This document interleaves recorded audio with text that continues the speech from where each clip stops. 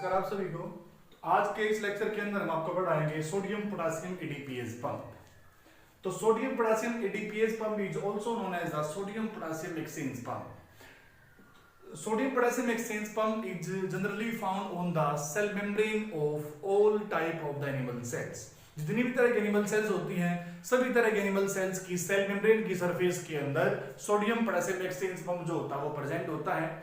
और इसका जो मेन फंक्शन होता है वो होता है सेल के अंदर और सेल के बाहर सोडियम और पोटेशियम का एक्सचेंज करना। मतलब सेल मेम्ब्रेन के अक्रॉस सोडियम और पोटेशियम के एक्सचेंज करने का जो फंक्शन होता है, जो काम होता है, वो किसका होता है? वो फंक्शन होता है सोडियम पोटेशियम एडीपीएस पंप का। और you can say the sodium potassium exchange pump. तो sodium potassium exchange pump was firstly discovered by a scientist James Christian in 1957 and he was awarded a Nobel Prize for his work in 1997। तो sodium potassium exchange pump की जो discovery है वो एक Danish scientist ने की थी जिसका नाम था जेम्स क्रिस्टियन, और उसने 1957 में इसकी डिस्कवरी की थी और उसके वर्क के लिए उसको 1997 में उसको नोबेल प्राइज से उसको अवार्डेड इसको किया गया था। तो सोडियम पोटेशियम एक्सचेंज पंप जो है वो सेल मेम्ब्रेन के अंदर प्रेजेंट होता है और जितनी भी तरह की एनिमल सेल टाइप है, सभी तरह के एनिमल सेल टाइप के अंदर जो है सोडियम पोटेशियम एक्सचेंज पंप जो है प्रेजेंट होता है। तो सोडियम पोटेशियम एक्सचेंज पंप का एक्चुअल फंक्शन सेल के अंदर क्या होता है ये हम आपको आज डिस्क्राइब करके दिखाएंगे। तो उसमें देखो आप क्या है, तो इस टॉपिक को स्टार्ट करने से पहले हम पढ़ेंगे कुछ बेसिक बातें जो कि इस टॉपिक को समझने के लिए क्या है काफी ज्यादा जरूरी हैं। तो देखिए इस डायग्राम के अंदर आपको मैंने क्या दिखा रखा है। डायग्राम के अंदर this is the cell membrane, और सेल मेम्ब्रेन के अंदर आपको हमने क्या दिखा रखा है, this is the sodium ion channel, this is the potassium ion channel and this is the sodium potassium ATPase pump, और you can say the sodium potassium exchange pump. तो सेल मेम्ब्रेन के इस साइड वाले हिस्से को हमने क्या दिखा रखा है, this side is known as the intracellular region and this side is known as the extracellular region. Means ये है सेल के अंदर का हिस्सा और ये है सेल के बाहर का हिस्सा। और सेल के अंदर वाले हिस्से को हम क्या बोलते हैं, it is called as the intracellular region, और सेल के बाहर वाले हिस्से को हम क्या बोलते हैं, it is called as the extracellular region. तो सेल के अंदर क्या फिलअप होता है? सेल के अंदर साइटोप्लाज्म फिलअप होता है और सेल के बाहर भी एक फ्लूइड होता है और उस फ्लूइड को हम बोलते हैं, it is called as the extracellular fluid. और सेल के अंदर क्या है? साइटोप्लाज्म, और साइटोप्लाज्म को हम बोल सकते हैं, it is also known as the intracellular fluid. तो intracellular region consist of the intracellular fluid while the extracellular region consist of the extracellular fluid. तो सेल के अगर हम अंदर की बात करते हैं, मतलब अगर हम इंट्रासेल्युलर फ्लूइड की बात करते हैं, तो इंट्रासेल्युलर फ्लूइड के अंदर पोटेशियम आयन कंसंट्रेशन ज्यादा होती है और सोडियम आयन कंसंट्रेशन क्या होती है? कम होती है। आपको मैंने क्या बताया, देखिए हम क्या पढ़ रहे हैं, सोडियम पोटेशियम एडीपीएस पंप पढ़ रहे हैं हम, क्योंकि ये पंप जो होता है जनरली ये पंप सेल मेम्ब्रेन के अक्रॉस सोडियम और पोटेशियम आयन को ही एक्सचेंज करने में क्या आता है? काम आता है। तो हम सेल के अंदर और सेल के बाहर सोडियम और पोटेशियम आयन की जो कंसंट्रेशन है हम उसी की बात करेंगे कि सेल के अंदर और सेल के बाहर इन दोनों आयंस की जो कंसंट्रेशन है वो कितनी कितनी होती है। तो सेल के अंदर जो है, सेल के अंदर पोटेशियम आयन कंसंट्रेशन ज्यादा होती है और सोडियम आयन कंसंट्रेशन कम होती है, जबकि इसका उल्टा सेल के बाहर सोडियम आयन कंसंट्रेशन ज्यादा होती है और पोटेशियम आयन कंसंट्रेशन क्या होती है? कम होती है। तो जनरली सोडियम आयन जो है, sodium ion contains 1 unit positive charge and potassium ions also consist of 1 unit positive charge। तो सोडियम आयन के ऊपर भी चार्ज कितना होता है? 1 यूनिट पॉजिटिव चार्ज, और पोटेशियम आयन के ऊपर भी क्या होता है? It also consist of the 1 unit positive charge. तो दोनों के ऊपर चार्ज की जो वैल्यू है वो क्या होती है? बराबर होती है। लेकिन सेल के अंदर और सेल के बाहर इन दोनों की जो इक्विलिब्रियम है वो दोनों की क्या होती है, अलग अलग होती है। मतलब दोनों की जो कंसंट्रेशन है वो सेल के अंदर और सेल के बाहर क्या होती है, अलग अलग होती है। नेचुरली सेल के अंदर पोटेशियम आयन कंसंट्रेशन का ज्यादा होना जरूरी होता है और सेल के बाहर सोडियम आयन कंसंट्रेशन का ज्यादा होना क्या होता है, जरूरी होता है। देखिए सेल के अंदर पोटेशियम आयन ज्यादा होते हैं, सोडियम आयन कम होते हैं। सेल के बाहर सोडियम आयन जो होते हैं वो ज्यादा होते हैं, पोटेशियम आयन जो होते हैं वो क्या होते हैं, कम होते हैं। मतलब सोडियम और पोटेशियम आयन दोनों सेल के अंदर और सेल के बाहर प्रेजेंट हैं, लेकिन इन दोनों की जो रिलेटिव कंसंट्रेशन है उन दोनों के अंदर क्या होता है, डिफरेंस होता है। तो नेचुरली एक सेल प्रॉपरली फंक्शन करती रहे, इस बात के लिए ये बहुत जरूरी होता है कि पोटेशियम आयन कंसंट्रेशन सेल के अंदर ज्यादा रहे और सोडियम आयन कंसंट्रेशन जो है वो सेल के बाहर ज्यादा रहे। अगर ये कंसंट्रेशन बिगड़ती है, अगर बाई चांस ऐसा होता है कि सोडियम आयन कंसंट्रेशन सेल के अंदर ज्यादा हो गई और पोटेशियम आयन कंसंट्रेशन सेल के बाहर ज्यादा हो गई, इससे मेम्ब्रेन पोटेंशियल के अंदर क्या आएगा, डिफरेंस आएगा। और मेम्ब्रेन पोटेंशियल के अंदर अगर ये डिफरेंस ज्यादा लंबे टाइम तक बना रहा तो एक सेल क्या कर देगी, प्रॉपरली फंक्शन करना शुरू कर देगी। और अगर ये कंडीशन ज्यादा लंबे टाइम तक बनी रही तो एक सेल की डेथ तक भी क्या है, हो सकती है। तो इसलिए दोनों ही आयंस की कंसंट्रेशन को दोनों तरफ बैलेंस करने के लिए सेल की मेम्ब्रेन के अंदर एक स्पेशल टाइप का प्रोटीन पंप गड़ा होता है और इसी पंप को हम क्या बोलते हैं, this pump is known as the sodium potassium exchange pump और you can say the sodium potassium ATPase pump. तो सेल के अंदर का जो चार्ज होता है, सेल के अंदर नेगेटिव चार्ज ज्यादा होता है और सेल के बाहर जो है वो पॉजिटिव चार्ज ज्यादा होता है। तो सेल के अंदर का जो नेगेटिव चार्ज है वो ज्यादा इसलिए होता है क्योंकि सेल के अंदर कुछ नेगेटिवली चार्ज प्रोटीन्स जो होते हैं वो ज्यादा होते हैं बाहर के कंपेयर में, इसलिए सेल के अंदर का जो नेट चार्ज होता है वो होता है नेगेटिव और सेल के बाहर का जो नेट चार्ज होता है वो होता है पॉजिटिव। अगर हम सेल मेम्ब्रेन की बात करते हैं तो अलग अलग कंडीशंस के अंदर सेल मेम्ब्रेन का जो मेम्ब्रेन पोटेंशियल है वो कंडीशंस के अकॉर्डिंग क्या होता है, वो बदल जाता है। जैसे कि देखिए इसमें क्या है, अब जैसे कि आपको मैंने बताया था सोडियम पोटेशियम एक्सचेंज पंप जो है वो जनरली जितनी भी तरह की एनिमल सेल्स हैं सभी सेल्स की सेल मेम्ब्रेन के ऊपर प्रेजेंट होता है। सेल मेम्ब्रेन के अंदर सोडियम पोटेशियम एक्सचेंज पंप का जो मेन फंक्शन है वो क्या होता है, एक तो सोडियम और पोटेशियम आयन की जो कंसंट्रेशन है उन दोनों के बैलेंस को सेल के अंदर और सेल के बाहर बना के रखना। एक फंक्शन तो सोडियम पोटेशियम एक्सचेंज पंप का ये होता है।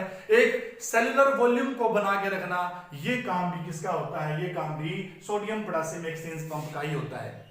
और कई अलग अलग तरह के जो केमिकल ट्रांसपोर्टेशन है, जैसे कि अमाइनो एसिड ट्रांसपोर्टेशन है, ग्लूकोज ट्रांसपोर्टेशन है, उनके अंदर भी सोडियम पोटेशियम एक्सचेंज पंप का एक बहुत ही इंपॉर्टेंट रोल होता है। तो एक टिपिकल सेल, अगर हम हमारी जनरल बॉडी सेल की बात करते हैं तो एक टिपिकल सेल अपने द्वारा प्रोड्यूस की गई टोटल एटीपी का लगभग 30% जो हिस्सा है वो सोडियम पोटेशियम एटीपीएस पंप के फंक्शन को मेंटेन करने के लिए क्या करती है, उसको खर्च कर देती है। जबकि नर्व सेल के अंदर एटीपी के खर्च की जो वैल्यू है वो क्या काफी बढ़ जाती है। एक नर्व सेल अपने द्वारा प्रोड्यूस की गई टोटल एटीपी का लगभग 70% पार्ट जो है वो generally sodium potassium ATPase pump के फंक्शन को मेंटेन करने के लिए क्या करती है, इस्तेमाल करती है। क्यों? Because sodium potassium ATPase pump is active, means ये सोडियम पोटेशियम एक्सचेंज पंप जो है वो आयंस का जो एक्सचेंज है वो एक्टिव ट्रांसपोर्ट के जरिए करता है, क्योंकि और इसी कारण इसको क्या नाम दिया गया है, इसको पंप का नाम दिया गया है। क्योंकि जो पंप होता है वो केमिकल्स को, वो मॉलिक्यूल्स को उनकी लोअर कंसंट्रेशन से कहां पास करता है, उनकी हायर कंसंट्रेशन की तरफ। देखिए चैनल के अंदर और एक पंप के अंदर यही डिफरेंस होता है। देखिए जैसे इसमें क्या दिया रखा है, this is the sodium ion channel, this is the potassium ion channel और this is the sodium potassium ATPase pump. तो इन दोनों को हमने क्या नाम दिया, इन दोनों को हमने चैनल का नाम दिया, जबकि इसको हमने क्या नाम दिया, इसको हमने पंप का नाम दिया। एक चैनल भी और एक पंप के अंदर यही डिफरेंस होता है। एक प्रोटीन चैनल के जरिए जो केमिकल्स हैं वो उनकी हायर कंसंट्रेशन से उनकी लोअर कंसंट्रेशन की तरफ पास होते हैं बगैर किसी एटीपी का यूज किए। मतलब जो चैनल होते हैं वो एनर्जी इंडिपेंडेंट होते हैं, लेकिन जो पंप होते हैं वो एनर्जी डिपेंडेंट होते हैं। इसलिए चैनल के जरिए पैसिव ट्रांसपोर्ट कंडक्ट हो सकता है, जबकि पंप के जरिए हमेशा सिर्फ एक्टिव ट्रांसपोर्टेशन ही कंडक्ट होता है। तो इसमें क्या है, देखिए इसमें क्या है, दुनिया के अंदर हर तरह के मैटर का एक प्रॉपर्टी होती है। दुनिया के अंदर हर तरह का मैटर हमेशा उसकी हायर कंसंट्रेशन से उसकी लोअर कंसंट्रेशन की तरफ ही चलना पसंद करता है। मतलब दुनिया के अंदर हर चीज का एक नेचर है। नेचर क्या है, दुनिया के अंदर हर तरह का जो केमिकल, हर तरह का जो सब्सटेंस है, वो हमेशा उसकी हायर कंसंट्रेशन से हमेशा उसकी लोअर कंसंट्रेशन की तरफ ही मूव करता है। तो आपको मैंने स्टार्टिंग में क्या बताया था, सेल के अंदर सोडियम आयन कंसंट्रेशन ज्यादा होती है, सेल के अंदर पोटेशियम आयन कंसंट्रेशन ज्यादा होती है, और सेल के बाहर सोडियम आयन कंसंट्रेशन क्या होती है, ज्यादा होती है। आपको मैंने क्या बताया, सेल के अंदर पोटेशियम ज्यादा होते हैं और सोडियम आयन कम होते हैं, जबकि सेल के बाहर सोडियम आयन जो होते हैं वो ज्यादा होते हैं और पोटेशियम आयन जो होते हैं बाहर वो कम होते हैं। अगर हम इनके रेशियो की बात करते हैं तो सेल के अंदर अगर हम सोडियम और पोटेशियम आयन की रेशियो की बात करते हैं तो सेल के अंदर सोडियम और पोटेशियम आयन की जो रेशियो होती है वो होती है 25:1। 25:1 मतलब अगर सेल के अंदर पोटेशियम आयन जो है अगर वो 25 है तो सोडियम आयन जो होंगे वो सेल के अंदर कितने होंगे, 1 होगा। और जबकि सेल के बाहर सोडियम और पोटेशियम आयन की जो रेशियो होती है वो होती है 10:1। मतलब अगर सेल के बाहर अगर सोडियम आयन 10 हैं तो सेल के बाहर पोटेशियम आयन जो होंगे वो कितना होगा, सिर्फ 1 होगा। अगर इनकी मोलर कंसंट्रेशन की बात करते हैं, अगर इनकी ऑस्मोलैरिटी की बात करते हैं तो सेल के अंदर जो है, सेल के अंदर जो पोटेशियम आयन की जो ऑस्मोलैरिटी है वो होती है कितनी, लगभग 100 मिलीमोलर। कितनी होती है, लगभग 100 मिलीमोलर। और पोटेशियम आयन की जो ऑस्मोलैरिटी है वो होती है लगभग कितनी, 10 मिलीमोलर। और जबकि अगर हम सेल के बाहर की बात करते हैं तो सेल के बाहर जो सोडियम और पोटेशियम आयन की जो ऑस्मोलैरिटी है वो होती है लगभग, सेल के बाहर सोडियम आयन की जो ऑस्मोलैरिटी होती है वो होती है 150 मिलीमोलर, और सेल के बाहर पोटेशियम आयन की जो ऑस्मोलैरिटी है वो होती है लगभग 5 मिलीमोलर। तो देखिए आपको मैंने क्या डिफरेंस बताया इसके अंदर। तो सेल के अंदर पोटेशियम आयन ज्यादा होते हैं, सोडियम आयन कम होते हैं। सेल के बाहर सोडियम आयन ज्यादा होते हैं और पोटेशियम आयन क्या होते हैं, कम होते हैं। और इनके रिलेटिव कंसंट्रेशन की अगर हमने बात की तो रिलेटिव कंसंट्रेशन की अगर हमने बात की तो सेल के अंदर पोटेशियम आयन की जो रिलेटिव कंसंट्रेशन है सोडियम के कंपेयर में वो कितनी होती है, लगभग 100 मिलीमोलर, और सोडियम आयन की कितनी होती है, लगभग 10 मिलीमोलर। और जबकि अगर हम बाहर की बात करते हैं तो दोनों की रिलेटिव कंसंट्रेशन अगर हम बाहर देखें तो कितनी होती है, ये सोडियम आयन के लिए लगभग होती है कितनी, 150 मिलीमोलर, और पोटेशियम आयन के लिए कितनी होती है, लगभग ये 5 मिलीमोलर। तो सेल क्योंकि सोडियम और पोटेशियम दोनों के ऊपर सेम चार्ज वैल्यू होती है, लेकिन दोनों की कंसंट्रेशन के अंदर क्या होता है, डिफरेंस होता है। आपको मैंने बताया सेल के अंदर पोटेशियम आयन जो है उसकी ऑस्मोलैरिटी की वैल्यू कितनी है, 100 मिलीमोलर, और सोडियम के लिए कितनी है, 10 मिलीमोलर। जबकि सेल के बाहर ये वैल्यू कितनी है, सोडियम के लिए कितनी है, 150 मिलीमोलर, और पोटेशियम आयन के लिए कितनी है, सिर्फ ये 5 मिलीमोलर। आपको मैंने क्या बताया था, everything in this nature, everything in the nature always moves from its higher concentration to its lower concentration. तो देखिए जैसे क्योंकि सेल के अंदर पोटेशियम आयन कंसंट्रेशन ज्यादा है तो इसलिए पोटेशियम आयन जो है वो सेल के अंदर से सेल के बाहर मूव करना क्या करते हैं, शुरू कर देते हैं। देखिए सोडियम पोटेशियम आयन का जो एक्सचेंज होता है ना, ये सेल अलग अलग फंक्शन को परफॉर्म करने के लिए ऐसा करते हैं। जैसे कि अगर हम एक नर्व सेल की बात करते हैं तो एक नर्व सेल नर्व इंपल्सेस को कंडक्ट करने के लिए क्या करती है, इन आयन के एक्सचेंज का सहारा लेती है। देखिए इसमें कई टर्म है, एक तो होता है रेस्टिंग पोटेंशियल, एक होता है एक्शन पोटेंशियल। देखिए रेस्टिंग पोटेंशियल का मतलब होता है एक ऐसी कंडीशन जब सेल बिल्कुल रेस्ट में है, मतलब जब ना तो रेस्टिंग पोटेंशियल का मतलब है सेल बिल्कुल रेस्ट में है, बिल्कुल रिलैक्स्ड फेज के अंदर है। और ये वो कंडीशन है जब सेल ना तो बाहर से किसी सिग्नल को रिसीव कर रही है और ना सेल किसी सिग्नल को ट्रांसपोर्ट कर रही है, बिल्कुल वो रिलैक्स्ड है, बिल्कुल रेस्टिंग फेज के अंदर है। और जब एक सेल रेस्टिंग पोटेंशियल फेज के अंदर होती है तो उसके अंदर पोटेशियम आयन कंसंट्रेशन ज्यादा होती है और उसके बाहर सोडियम आयन कंसंट्रेशन क्या होती है, ज्यादा होती है। लेकिन जब किसी सेल को कोई केमिकल अपनी मेम्ब्रेन के अक्रॉस ट्रांसपोर्ट करना है या फिर सेल को कोई इलेक्ट्रिकल इंपल्स अपने से नेक्स्ट सेल को पास करना है तब, या फिर कोई आयन सेल मेम्ब्रेन के अक्रॉस उसको क्या करना हो, एक्सचेंज करना हो, इस कंडीशन में सोडियम और पोटेशियम आयन की जो कंसंट्रेशन है वो सेल के अंदर और बाहर क्या होती है, इट बिकम इम्बैलेंस। लेकिन देखिए सेल के अलग अलग तरह के जो फंक्शंस हैं, जैसे कि सेल ट्रांसपोर्टेशन है, कोई सिग्नल ट्रांसडक्शन है, या फिर सेल के द्वारा किसी नर्व इंपल्स को कोई कहीं और दूसरी सेल को पास करना है, तो इन सभी फंक्शंस के लिए सेल के अंदर और सेल के बाहर सोडियम और पोटेशियम आयन की जो कंसंट्रेशन है इन दोनों का इम्बैलेंस होना थोड़ी देर के लिए, कुछ मिली सेकेंड्स के लिए क्या होता है, काफी जरूरी होता है। लेकिन अगर ये कंसंट्रेशन अगर ज्यादा काफी लंबे टाइम तक अगर बनी रहेगी तो ये जो बात है, ये जो चीज है, ये सेल के फेवर में नहीं होगी। सेल के अंदर और सेल के बाहर सोडियम और पोटेशियम की जो कंसंट्रेशन है वो इम्बैलेंस होती जरूर है, लेकिन बहुत थोड़े टाइम के लिए, बहुत मतलब ये कुछ मिली सेकेंड्स के लिए ऐसा होता है, और सेल इन मिली सेकेंड्स के अंदर ही क्या करती है, अपना काम पूरा कर लेती है। लेकिन अगर किसी सेल की सेल मेम्ब्रेन के अंदर लगा हुआ sodium potassium exchange pump sodium और पोटेशियम की कंसंट्रेशन को अगर ये दोबारा से बैलेंस करने में अगर ये फेल हो जाता है, तो इस कंडीशन में सेल के अंदर सोडियम आयन कंसंट्रेशन बढ़ी रहेगी और सेल के बाहर पोटेशियम आयन कंसंट्रेशन क्या होगी, बढ़ी रहेगी। और ये दोनों ही बातें सेल के फेवर में नहीं होंगी। इस कंडीशन में सेल की कुछ ही टाइम के बाद क्या होगी, सेल की डेथ हो जाएगी। लेकिन ऐसा नहीं होता, क्योंकि सोडियम पोटेशियम एक्सचेंज पंप अगर ठीक से काम कर रहा है तो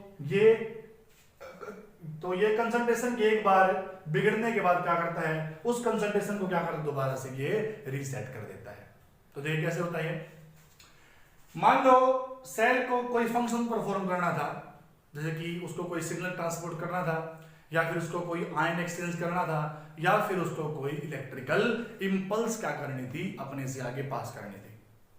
तो इन सभी फंक्शंस को परफॉर्म करने के लिए पोटेशियम आयंस जो है वो सेल के बाहर निकल आते हैं और जो सोडियम आयंस है वो सेल के अंदर चले जाते हैं। कैसे देखो, तो सेल के अंदर पोटेशियम आयन ज्यादा है, सेल के बाहर सोडियम आयंस ज्यादा है। तो मतलब पोटेशियम आयंस की जो कंसंट्रेशन ग्रेडियंट है वो है अंदर से बाहर, जबकि सोडियम आयंस की जो कंसंट्रेशन ग्रेडियंट है वो है बाहर से अंदर।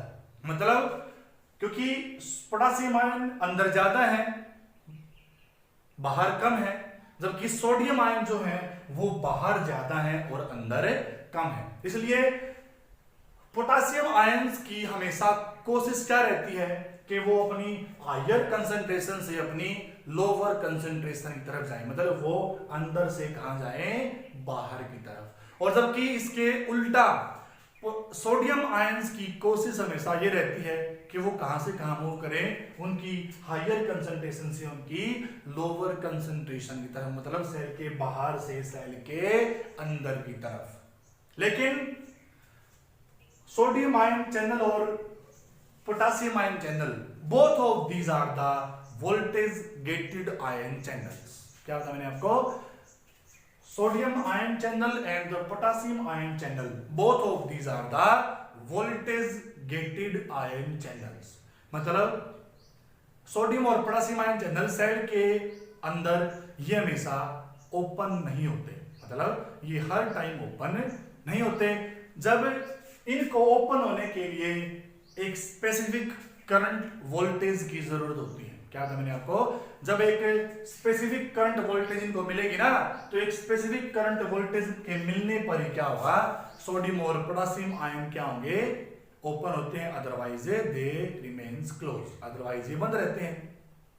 और सोडियम और पोटेशियम आयन चैनल को इनकी स्पेसिफिक वोल्टेज कब मिलती है, इन दोनों को इनकी ओपन होने वाली स्पेसिफक वोल्टेज तभी मिलती है जब सेल को कोई फंक्शन परफॉर्म करना होता है। फंक्शन किस तरह का, भाई कोई आयन एक्सचेंज करना है, कोई किसी भी तरह कोई केमिकल एक्सचेंज करना है, या सिग्नल ट्रांसडक्शन हो रहा है, या फिर सेल को कोई नर्व इंपल्स अपने से नेक्स्ट सेल को क्या करनी है, पास करनी है।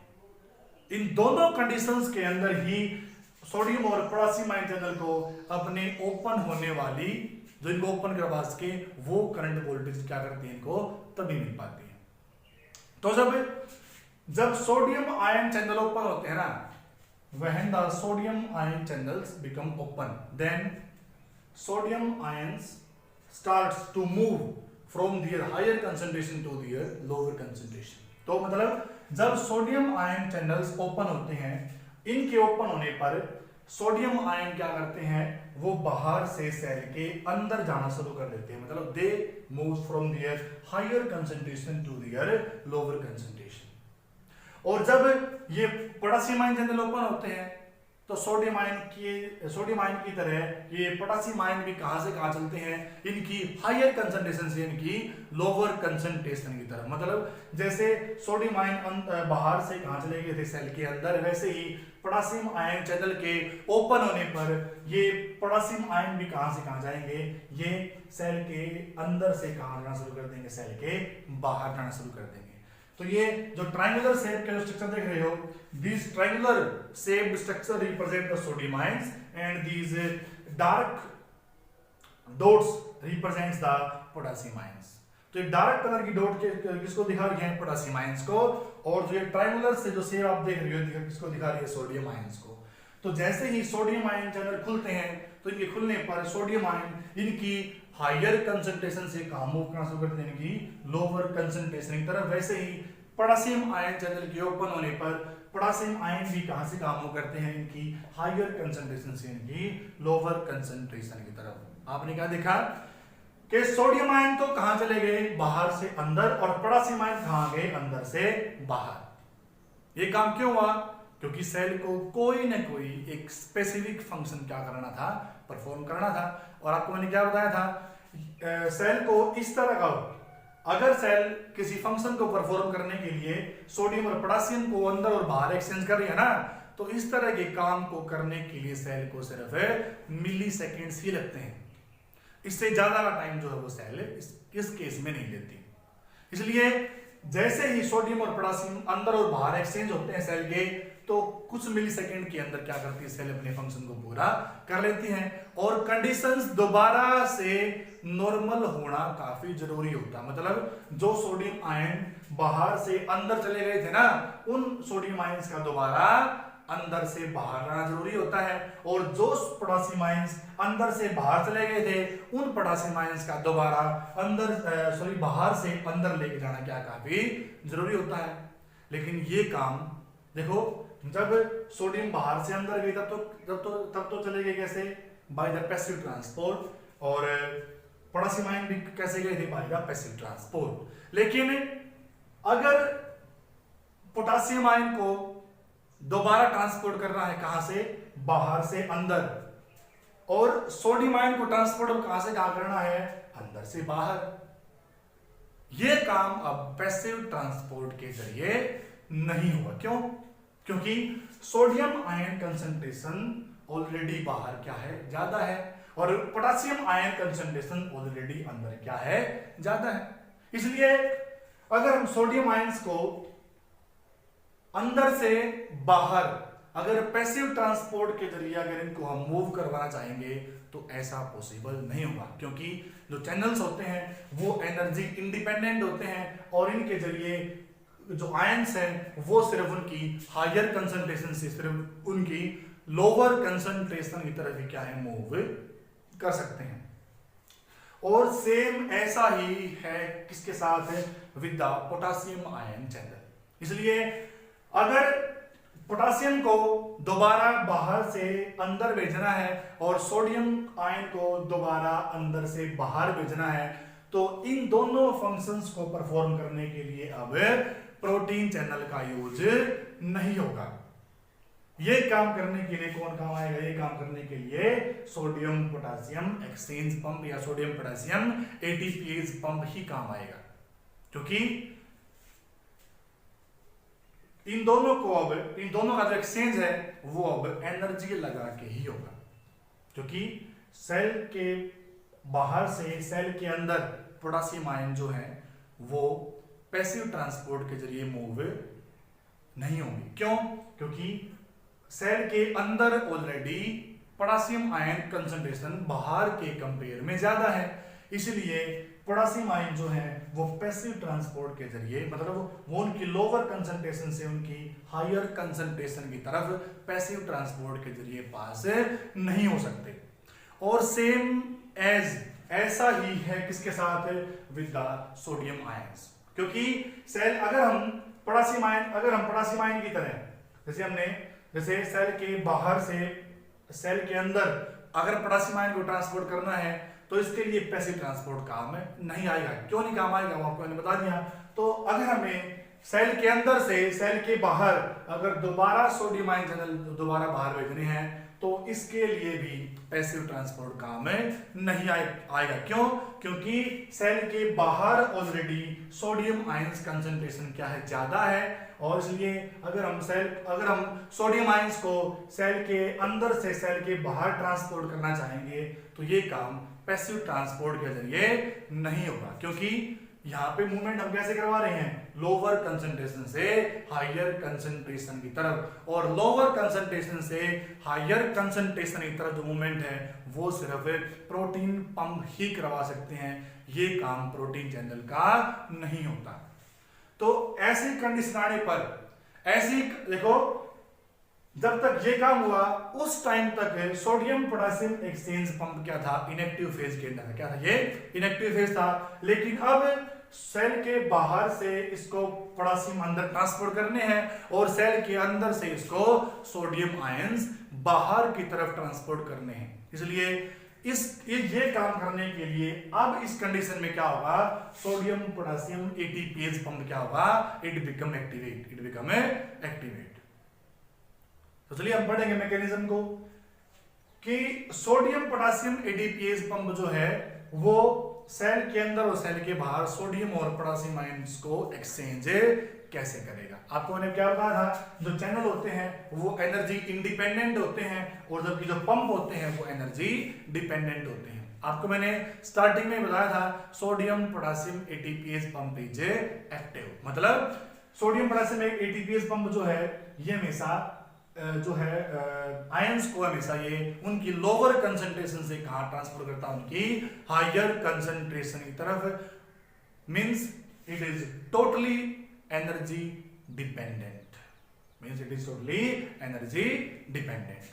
तो देखिए सेल के अंदर और सेल के बाहर अब सोडियम और पोटासियम आयन जो कंसंट्रेशन थी वो इम्बैलेंस हो चुकी है, और इस कंडीशन को दोबारा से बैलेंस करने के लिए कौन एक्टिवेट हो चुका है? सोडियम पोटासियम एटीपीएज पंप क्या हो चुका है? अब एक्टिवेट हो चुका है। तो देखिए अब ये सोडियम पोटासियम एटीपीएज पंप काम कैसे करता है। इसमें क्या है? देखो, जैसे ही sodium potassium ATPase pump activate होता है ना, इसके एक्टिवेट होते ही क्या होगा? एक्टिवेट कैसे हुआ ये देखिए, एक फिनोमिना है, उस फिनोमिना का नाम है फॉस्फोराइलेशन, मतलब किसी भी केमिकल के साथ फॉस्फेट ग्रुप के जोड़ने को हम क्या बोलते हैं? It is called as the phosphorylation. इसका मीनिंग क्या है? अगर हम किसी केमिकल के साथ क्या जोड़ दें? अगर हम किसी केमिकल के साथ जोड़ दें क्या?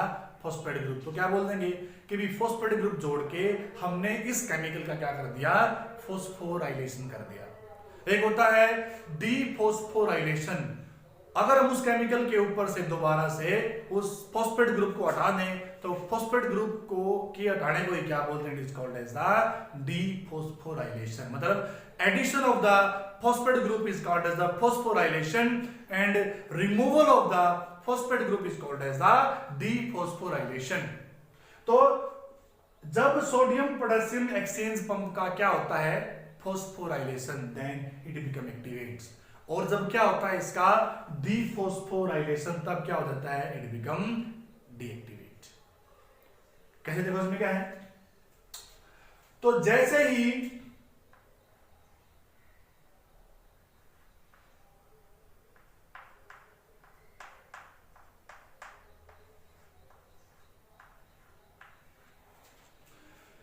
ये है, this is the ATP.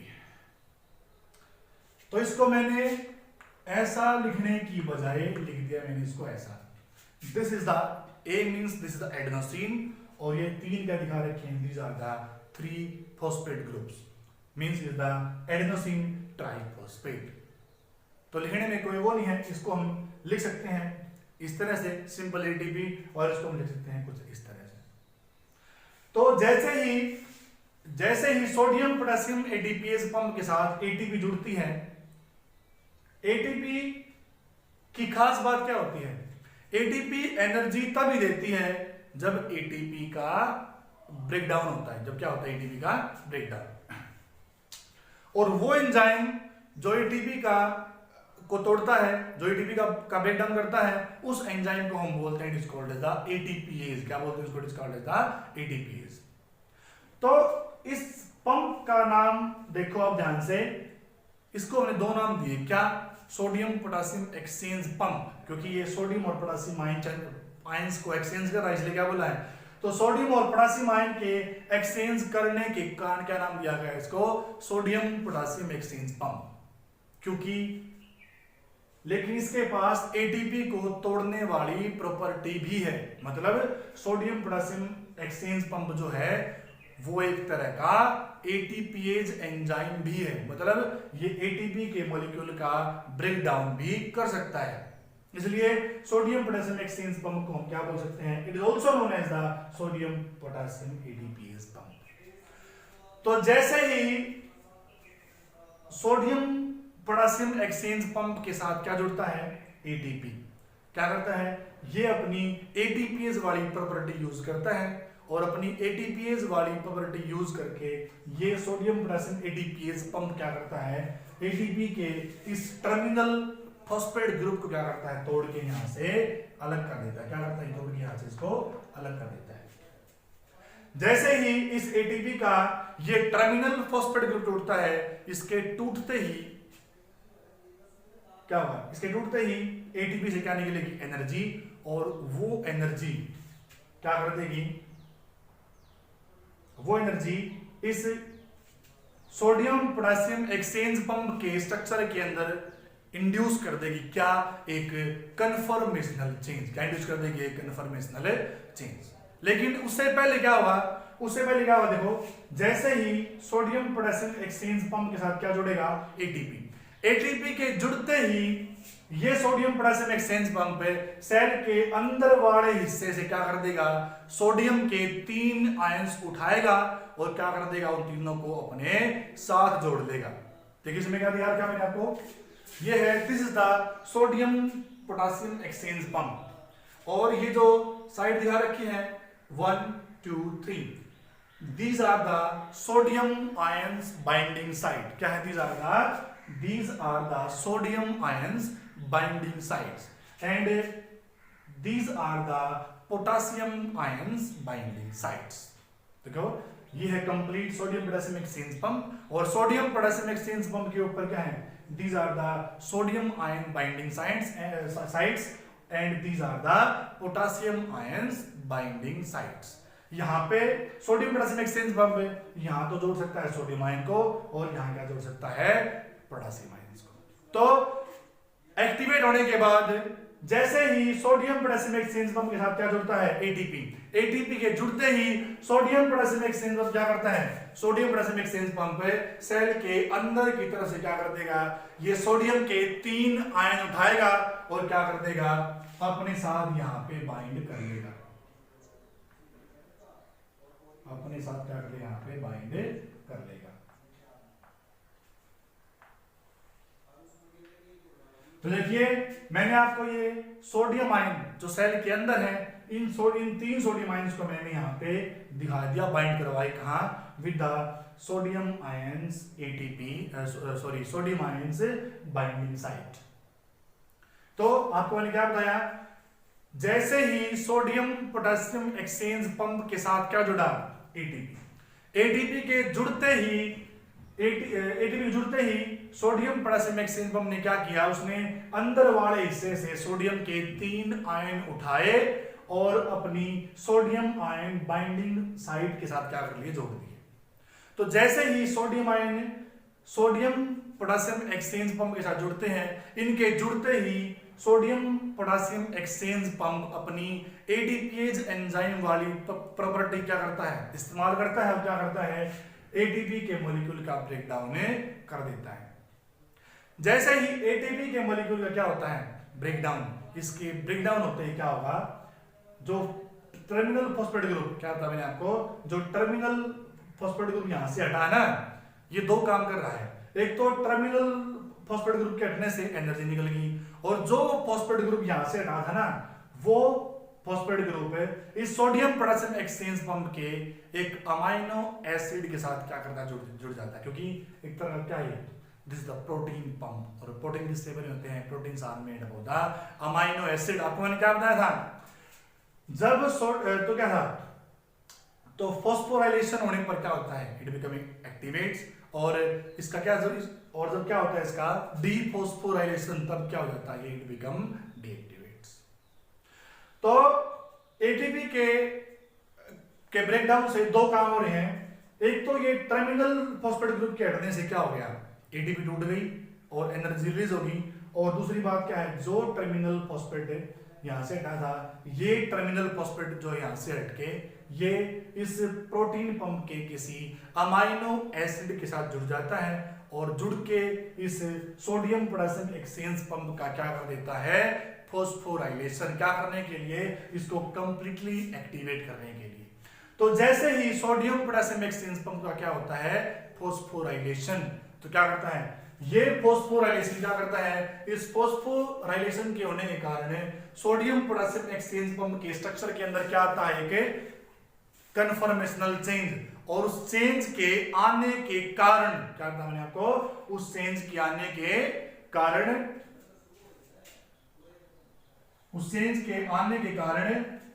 Sodium potassium ATPase pump की जो एफिनिटी है, जो उसकी चाहत है, वो सोडियम आयन के लिए क्या हो जाती है, कम हो जाती है।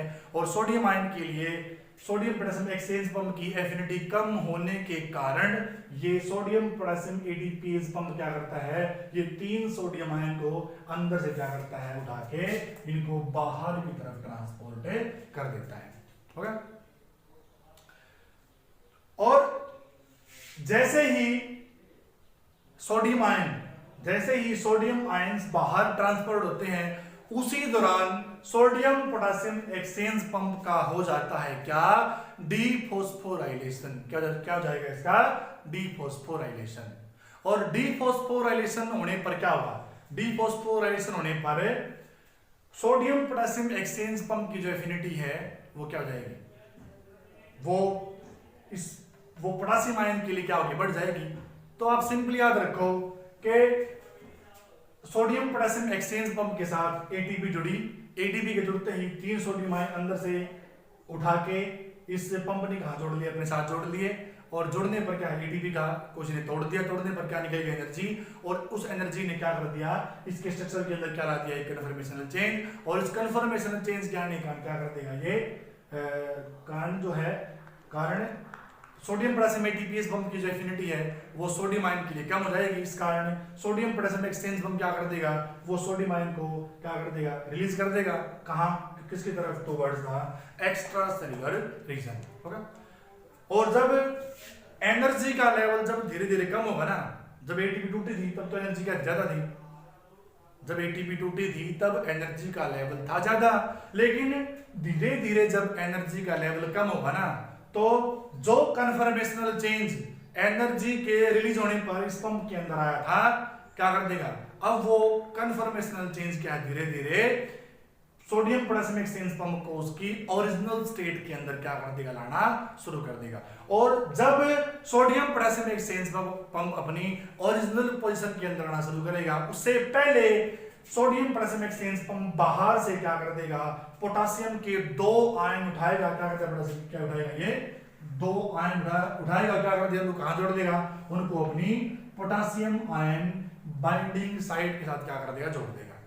और जोड़ने पर जब ये सोडियम पोटेशियम एक्सचेंज पंप अपनी ओरिजिनल पोजीशन के ऊपर आएगा, तब क्या कर देगा, तब ये दोनों पोटेशियम आयन को कहां छोड़ देगा, सेल के अंदर की तरफ क्या कर देगा, रिलीज कर देगा। तो इससे आपने क्या देखा, एक एटीपी को खर्च करके sodium potassium exchange pump cell के अंदर से सोडियम के 3 आयन सेल के बाहर पास करता है, और जबकि पोटेशियम के 2 आयन सेल के बाहर से सेल के अंदर पास करता है। मतलब एक पंप साइकिल में 1 यूनिट ज्यादा पॉजिटिव चार्ज सेल के बाहर ट्रांसपोर्ट करता है।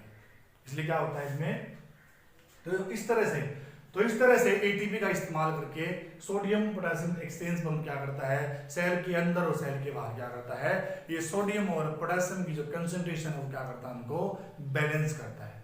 तो this is the sodium potassium exchange pump. Thank you.